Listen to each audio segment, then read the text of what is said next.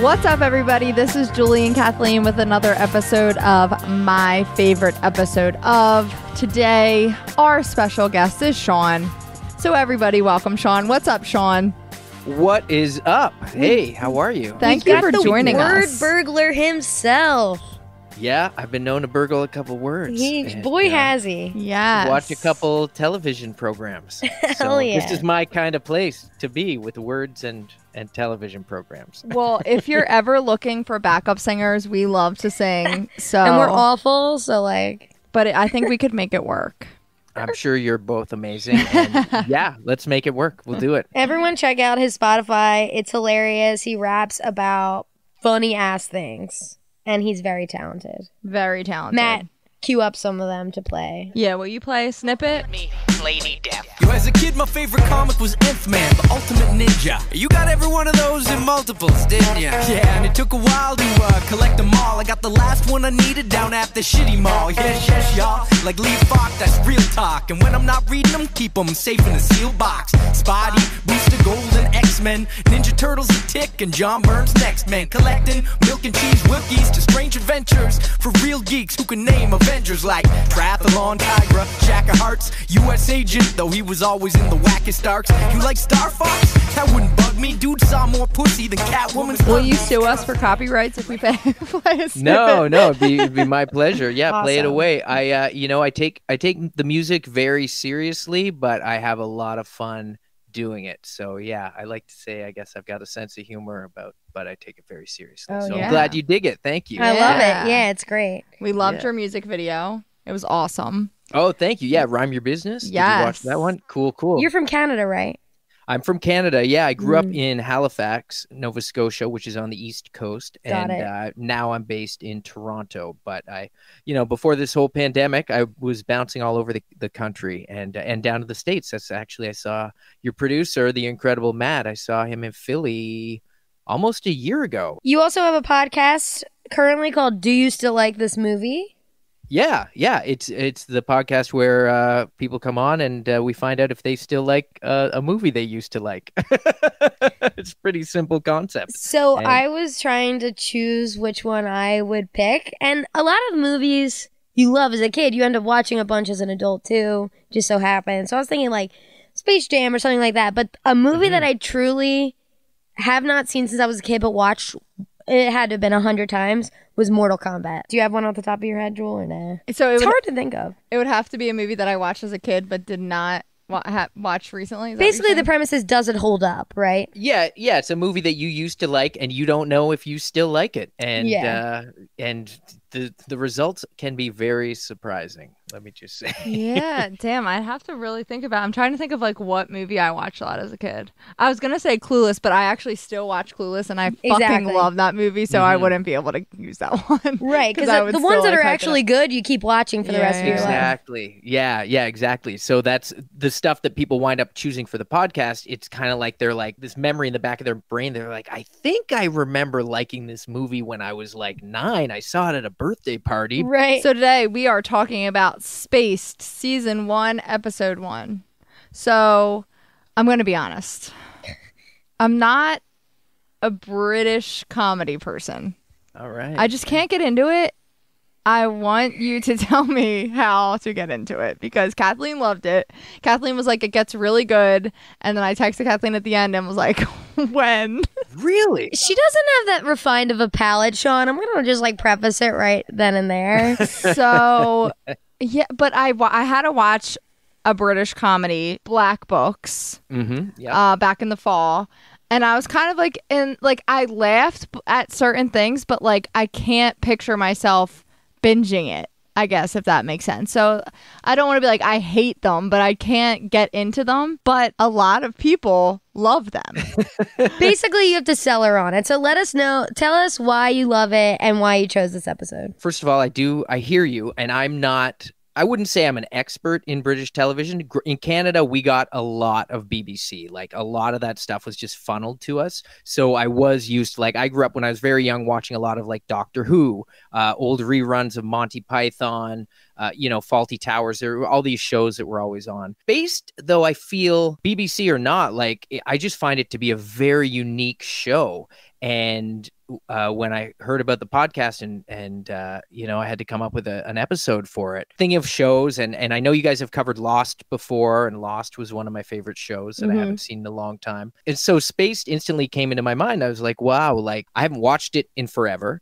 And I used to work at a comic book store. So instantly, I probably have a bit of a bias because this is very much into that whole world. And, being working in the arts and music, and I've worked in theater and comedy and like comic books and go to a lot of comic cons and stuff. And that's kind of how your producer Matt and I know each other kind of through the whole geeky world. So this show, it was really sort of right up my alley. And I got into it after it had completed, because it was my friend's brother, of all people, lent me the DVDs that he had gotten from the UK.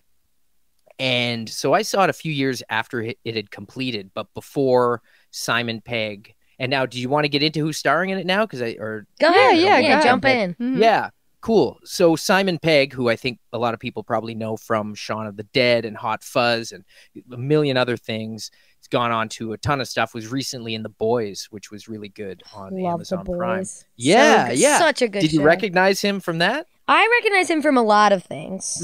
So Simon Pegg, this was my first exposure to him. And then, of course, his star kind of took off after this show. Same with Edgar Wright, the director. I love this show. It's a great example of just that, like, late 90s, early 2000 kind of slacker life before the internet and social media really kind of took over.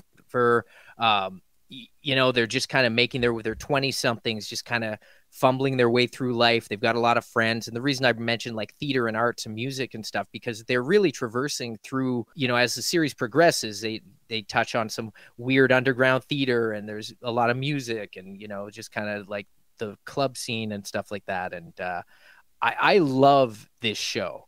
And this first episode, like, I was so happy how much it held up. Yeah. How do I sell you on it? I don't know. I mean, I guess the humor is dry. Yeah. The pacing is definitely different than stuff we're used to.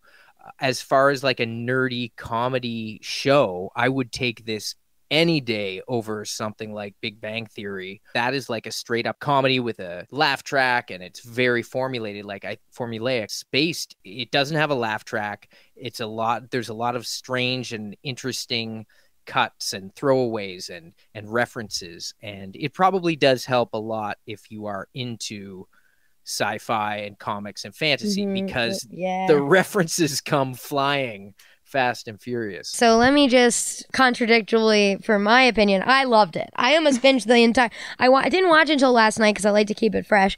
But I was like, I wish I watched it a few days ago so I can binge the whole series before we talked about it. That's how much I liked it.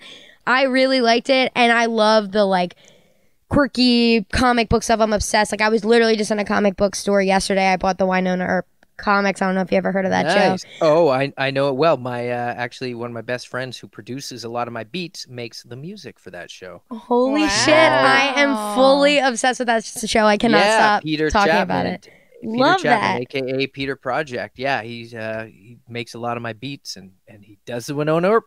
Wow, music, you should have seen my face just light up. Yeah, it did. I really, really love that show, and I love sci-fi shows. So I'll just say, like, when they're walking by and this was probably my first favorite scene, is when they decide that they're gonna move in together and or like try and get this apartment, and they're just quizzing each other on what they memorize, which is so funny. And then they cut to that scene of like the little aliens. I was like, okay, I'm in. Like, just a 2-second clip to like these stupid little aliens hopping around. I was like, yeah, I love a good, just funny, quirky, and off the rails. Like you said, like the formula is not exactly the same as anything I've seen. And I just thought they were charming. Yeah. I really liked these two. The premise is good. Did you want to get into the premise of the show? Yeah, hit us with the 30-second elevator pitch of the show. I guess of just the pilot. Yeah, the pilot, I would say. Yeah, so we open on Tim and Daisy, and they're both like 20-somethings who are at basically crossroads in their relationships. Tim breaks up with his girlfriend, and Daisy is just wants to move out of her place where she's been kind of squatting and needs to find work. So the two meet each other at a coffee shop, and they're looking for a new flat to move into, but they're not having any luck. And Daisy finally finds a flat, and it's amazing, except they are only going to rent it to professional couples. So Daisy and Tim, who have just been friends hanging out at this coffee shop, like they just met at the coffee shop and they didn't really know each other too well. They then have to fake being a couple to get this flat, this apartment, and then they have to keep up the ruse for Marcia, the landlord, who is hilarious. And like, how did you not like Marcia? God, they're all funny. I love these 4 characters together. I was cracking up. Oh yeah. So yeah, and then Tim works at a comic book shop, and he's an aspiring comic creator, and Daisy is a aspiring writer who has sort of bounces around from freelance gig to freelance gig. And I have to shout out like their wardrobe, like it's so evocative of that era, kind of like that slack, like Tim's got kind of the slacky comic book chic, cool skater vibe going on. And I dressed that way in 2005 and probably now. My style probably hasn't changed that much. And Daisy has got like this cool, just kind of thrifty vintage mishmash, really creative wardrobe. And then the cuts to references are just nonstop to video games and movies and comic books. Yeah, when there's like a quick montage scene of him and he's wearing a Flash shirt, and I'm like, dope, love a good Flash shirt. But you said professional couple. I had to just assume that meant you had to be like a married couple. I don't know. I've never heard that in my life. Professional couple. Yeah, well, that's what the ad said in the paper, and I believe that I think it must have just meant either a married couple or a couple long term or something. Yeah. People who are employed. I think they don't want to, no slackers. I just like that. It felt to me that Daisy's character was gender wise, although I do want them to end up together. Big time, of course, obviously, big love girl over here. But gender wise, I was like, she is so funny. And normally you would think, especially back in 1999 or to 2001 when this came out, they tend to write shows where the girl isn't as funny, but Daisy is hilarious in this, which is awesome. Yeah. They play off each other so well, and I was just so hyped that it's these 2 people. And honestly, until the very end, I don't see any sort of, it does seem completely platonic, which was so cool. But then I was like, okay, I want them to be together. Well, I agree. The platonic nature is awesome. Now, they both wrote it, right? So yeah. Simon Pegg and Jessica Stevenson, they wrote and co-created it, and they're the stars. And I was looking up, I was like, where is Jessica Stevenson now? And she's been busy, I guess, working in the UK and stuff. And she's in Harry Potter, if you've ever heard of him. Never heard of it. Must be another British thing. She didn't play Harry, yeah. She was not Harry She's Potter. Good enough, she could have. The one scene that actually made me laugh out loud was when she starts break down crying in the booth, and then he starts crying, and the cry that comes out of him, I was actually, and it's I love a good when something's funny and they just keep it on a loop. Yeah. I know. It just makes it so much funnier. So that was one of the main things I wrote down, because I actually was laughing hysterically. It was really good. I have his cry LMAO written down. So funny. I was dying. Yeah, it was good. I mean, you don't see me cry.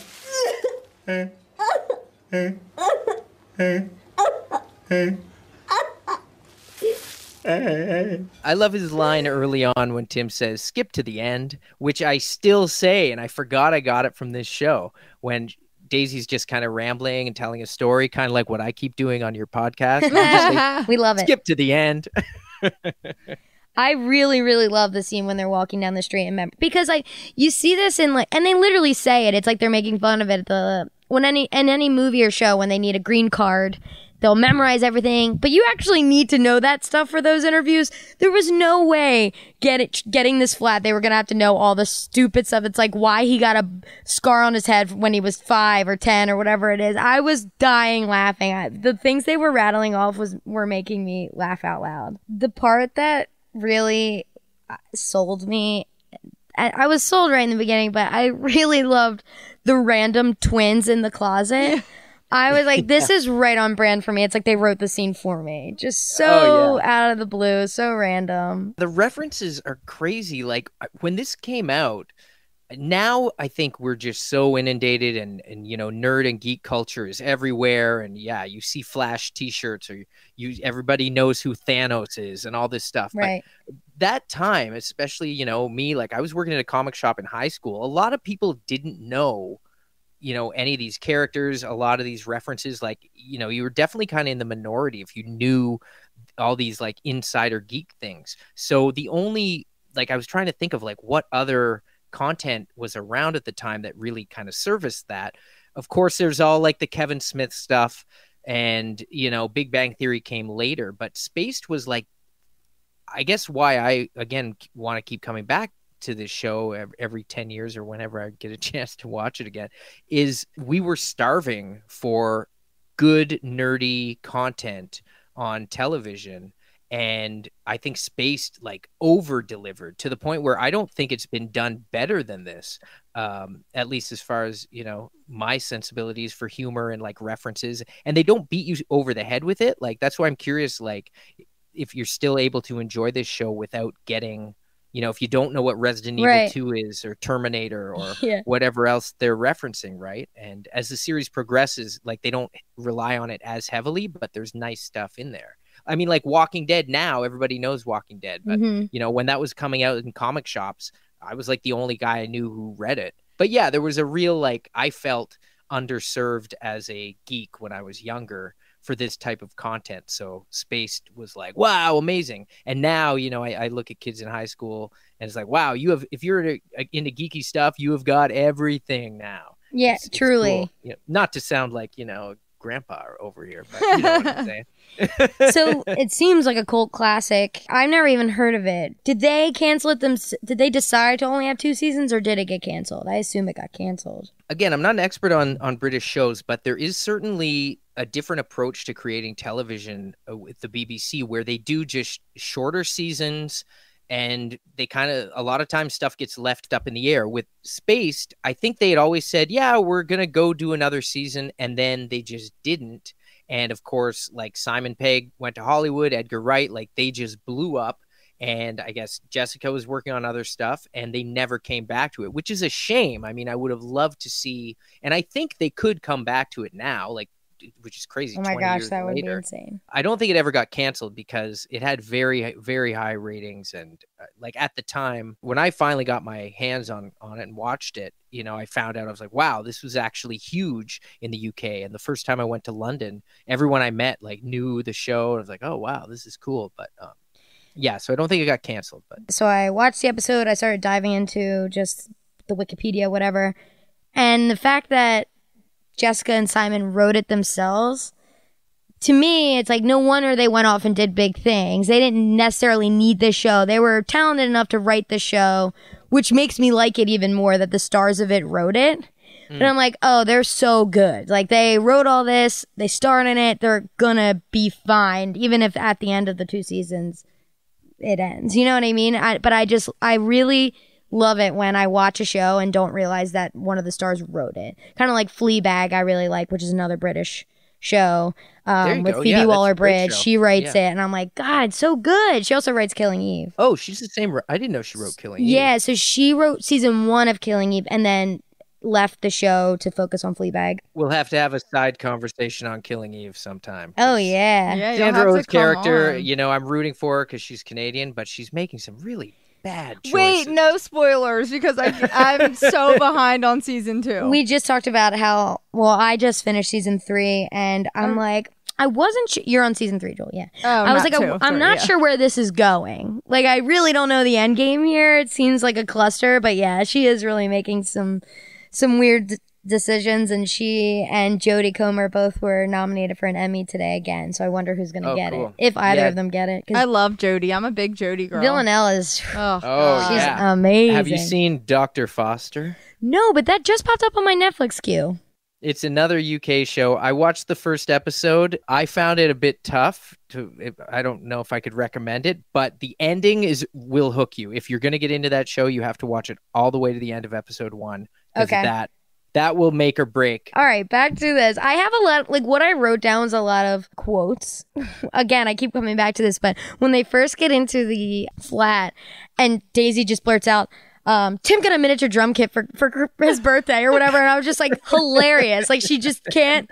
I would do the same thing where you're just so nervous for something where you just say something, you're like, that didn't need to happen. Yeah. Simon just looks at her like, or I guess Tim, not Simon. I have a habit on this of switching back from the actor's name to the character's name. Well, because you know them all. Exactly. Right? Yeah, I get it. They're friends. Yeah. Also, when Daisy goes back to her house, I'm like, this looks like a cult drug bad house. This is not good. That's exactly what I thought. It looks like a cult bad house. What did you call That's a cult scary bad house. Okay. Just drunk and Scary Bad drugged. House. That is a great band name. It is. But again, like, I think one of the more sincere moments of the episode is when they cut to Tim going to his ex's, and she's really upset when she's like, oh, what woman? Who? What do you? And then the minute he's like, no, I love you, she's like, okay, bye. And shuts the door. Classic girl. Ugh, bitches. I wrote down the quote where they're all talking at the table towards the end, and he's like, how long have you guys been together? And they're like, 5 years, 2 months, and 3 days. And Marsha's like, that's what you said 2 days ago. That whole scene is really funny. With the like dun dun music when they save themselves and then they fuck it up again. It's like, you had sex before you kissed, and they're like, yep. I love that. They were so wacky that pretty much tracks. Yeah. They would. What's your favorite moment of the pilot, Sean? It's a hard question. I mean, going through, I like the montages. There's so many creative like cuts and uses of like editing and all the shots. We don't even get to meet Tim's best friend, Mike, who is Nick Frost, who we know from, he doesn't even show up till the second episode. But and then I started binging into like 2 or 3 episodes after watching this first one. I actually love the intro of Brian, the tenant who lives downstairs, and the artist. Like, I think he is hilarious. Yeah. And he's basically, it's alluded that Brian lives in this building for free as long as he spends some special time with Marsha every now and then. And she's always like, good night, Brian. He's like, Brian, are you renting downstairs? And he's like, are you asking if I'm gay? It's like, what? And just, the whole like keeping the relationship ruse alive so they can keep their apartment. You know, that in itself feels like a very British sitcom or even like a British play. Like it's a very, like, that concept alone is like, we have to fake this so we can keep this. It just seems it's very traditional, but the rest of the show was very quirky. Is that a theme for the rest of the season? Trying to just keep up the ruse? Is that like the ongoing theme? Yeah, I mean, I don't want to, spoil it for you. Okay. You're like, skip to the end. Because they're going to end up together. She always does that. Like, she'll always be like, she'll ask a question, then she'll be like, don't tell me, I don't want to know. Yeah, because I want to watch it, but I also want to know now. You'll probably get through it really fast. Oh, yeah. It's only 14 episodes. Yeah. The whole thing. Yeah, it's nothing. It's not like Lost, where you can just be like, gosh. yeah, it was heaven at the end, and Hurley stuck around for a long time, and Ben came in and out, and we never found out who Ben's assistant was, but whatever. Wow, you've got some thoughts. I got thoughts on Lost. Yeah, that's one of those classic, everyone has a different opinion on the ending. I've been wanting to rewatch Lost for a really long time, but that is a big... Is it time consuming? It is, but I've watched longer shows recently, so I don't know why. I think it's just emotionally taxing a little bit, where it's like, okay, I really got to get in the mood to watch this. I've never seen it besides the one episode. Well, Lost is more complicated than they all died at the end, so Very true. I do recommend watching. I know. I actually do want to watch it because I've heard like amazing things about it. Tale as old as fucking time, Sean. I'll tell you that right now. If you would let me finish talking, I just said, but I won't. That's literally what I said. You just always have to jump the gun. You're really just like only hurting yourself by not watching all this amazing television. It's very a lot. Committing to a show that has multiple seasons, 20 episodes a season that are hour long is a lot. Right. It's a big commitment. Anyway, Spaced. What is like moving forward besides I know you kind of talked about it in the beginning, but besides them faking everybody out, what is like the rest of the series about? Yeah, no, it's really that mid-20 somethings just trying to figure out your life, find work, find love, find happiness, and have a lot of fun along the way.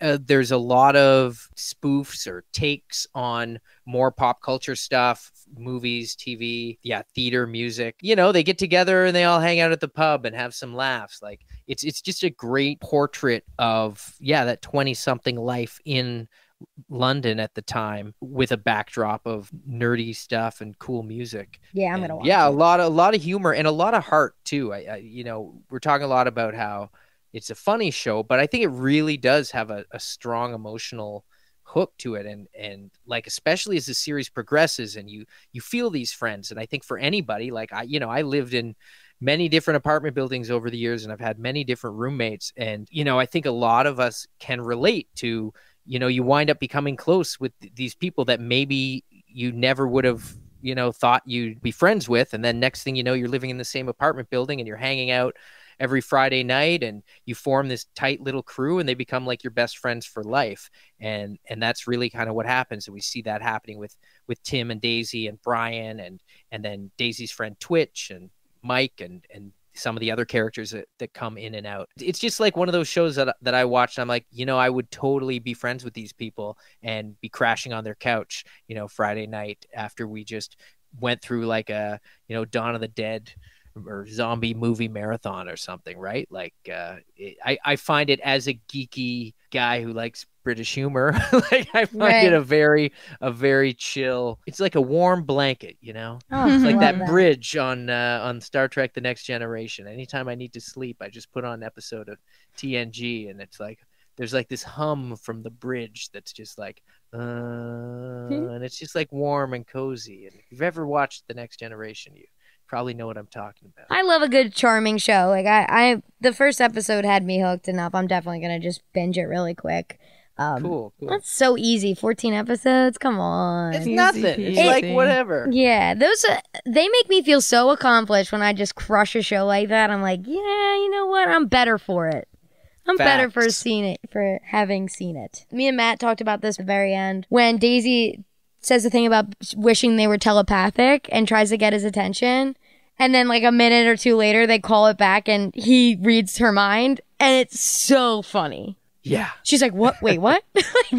Incredible. So funny. Yeah. Another quick thing. So his suit, I don't even know. Is that a specific suit that he's wearing at the comic book store? It's like generic alien costume that they wouldn't get sued for using. Exactly. And her mannequin, I'm just like, they're both quirky and weird, and I love it. I'm like, these two people were meant to live in the same flat. Yeah. When you brought up the mannequin, I was laughing. I laughed at the scene where she's like talking to it and it's naked and she's like, oh, cover up. Yeah. She takes off the hat and like the shawl that she's wearing. I love it. It's so cute. I like it. I'm charmed by it. I think it was a good choice. Great. I'm glad you dug it. Yeah, and I feel like I know it gets its love, but I feel like it's kind of been forgotten in time. I just watched it last night to just get me set on the course again. So thank you for giving me a reason to watch it. Thank you. And it's on, for anyone who wants to watch it, it's on Hulu. Oh, yeah. And in Canada, it's on Amazon Prime. Which Hulu, like, updated itself. There's a new view on Hulu? Who knew? Yeah. Who knew? Oh, you know what I love that I wish we would adopt in U.S. is British people always say, like, oh, they were called Julie instead of named Julie. Or like, oh, their name is Julie. They'd be like, oh, someone called Julie. And I'm like, I like that. So cute. So charming. That is just so charming. I love God, they're so charming. Yeah, I actually agree with that though. British people are extremely charming and I love their accents so much. Just not their comedies apparently. I think you should give this another chance. I give it like 2 or 3 more episodes. Yeah. It's good stuff, baby. The best stuff. Was that an actual high five I heard? No, that was my 2 hands. Okay. We are socially distant. Maybe we should start high-fiving wearing gloves. During what parts? I don't know. Just at the end. Okay. Like, we crushed it again. All right, so that's another episode. But before we go, Sean, WordBurglar, the incredible rapper, is going to freestyle about the episode, which is making me nervous. What could possibly make you nervous? I mean, I'd like to do a freestyle. It would be my service. I mean, my pleasure. Okay, where do I start? We watched Spaced and we talked about it. That was the best part because we just talked now on this amazing podcast. You know, I love it so much, and having the odd laugh, skipping to the end and talking about Tim and Daisy having so much fun. And yeah, him and Mike, but Nick Frosty's in another season. We'll come back to that later. I keep pleasing. I mean, another episode. Where did I go? Oh yeah, upstairs, downstairs. I know. Wait, that's another British TV show, I think. Yeah, check with me later. No, I didn't drink. I'm just keeping it clean like a Tuesday evening, having so much fun. And no, I'm not a weakling. I'm just checking my email earlier. I got Matt, the producer, called me up. He said, Burglar, you got to come on and talk to Jules and Kathleen. I'm like, yeah, you know, Jewel and Kathleen, that's clean. I mean, clean meaning good. I mean, that's a good thing. Where am I going? I don't know. Should I quit or just keep going? I'll keep the flow flowing. Emotional, funny, smart like the show, professional couple. Yeah, you know, flow like G.I. Joe, Transformers. They didn't reference in this one, but we can keep going and have lots of fun. Oh my gosh, next time I'll come back. You know, I'm from Canada and we'll talk about the OA. Oh my God. My hands are on my face like Macaulay Culkin in Home Alone, baby. That was I am amazing. shook. That was so cool. Little rocky, but fun for sure. No, that was incredible. Yeah, that was I'm obsessed. absolutely awesome. I wish I could think like that fast and speak. Me and Julie were just staring at each other dead in the eye, just being like, oh my God. How is this happening? That was amazing. Thank you, Sean. Yeah, thank you for blessing us. Everyone check out the WordBurglar on Spotify. I'm sure you're on Apple Music, everything else as well. Yeah, YouTube, wordburglar.com. You can find me there. I've got music on every platform in digital, physicals. Yeah, we're going to drop baseball hats next week. I'm really excited about that. Very exciting. Love that. Yeah. Very clever, as you can tell by the freestyle he just did. Yes. Songs are amazing. Well, thank you, and I look forward to listening to many more episodes of this show. It's a great concept, and you guys are great hosts. So Love thanks that. for having Thank me. you for saying that. You shouldn't. Stop. Go ahead. Finish it. You finish it. All right, well, that wraps it up for today. Thank you, Sean, for joining us. Thank you, everyone, for listening. Have a great week, and tune in next week for another episode. This has been My Favorite Episode Of. My Favorite Episode Of is produced by Matt Kelly as part of the Geekscape Network and hosted by Julie and Kathleen.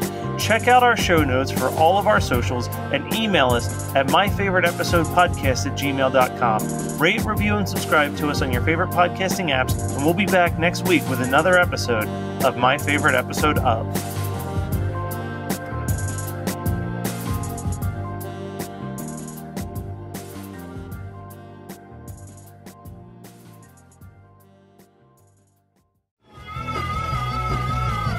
You're listening to the Geekscape Network.